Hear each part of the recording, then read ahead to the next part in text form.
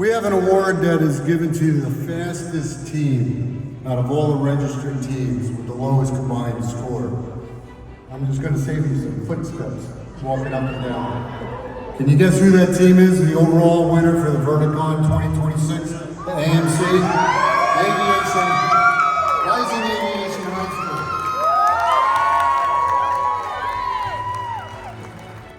School. We thought just being here was a great experience, or was going to be a great experience for the kids and good for the school. That was honestly my expectation.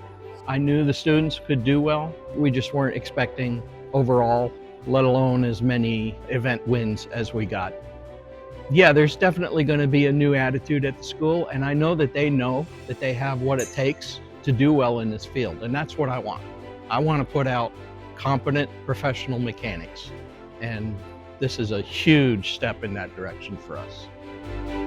Thanks to Snap-on for everything that you guys do. Snap-on, great company, great support of the industry, and we all appreciate that.